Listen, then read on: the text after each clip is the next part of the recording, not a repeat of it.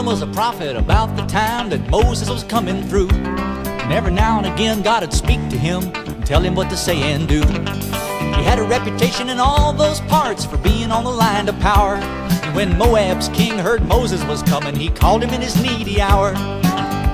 He said, Balaam, come and curse these Israelites. If you do, I believe I could beat them in a fight. But when Balaam asked the Lord said, Balaam, don't you go. Israel is blessed by me, don't you go mess up my show.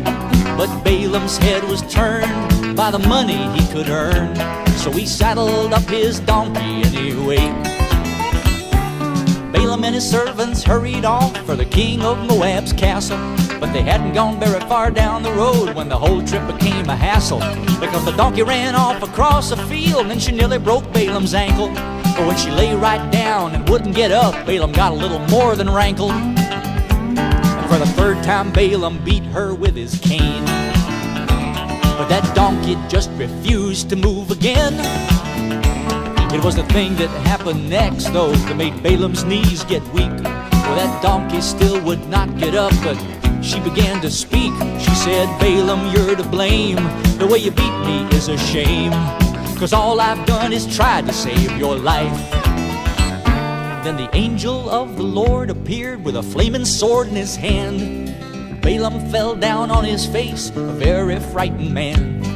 The angel said, Balaam, you'd be dead if your donkey hadn't detected that I was waiting there to part your hair when you and my sword connected. And Balaam then repented for his sin, and he promised not to act like that again. And I hope he learned his lesson about God's reward for greed. But you know, it's that talking donkey that's really strange indeed.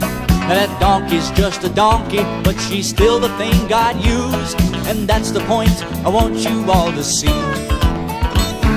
The Lord's the one who makes the choice of the instrument He's using.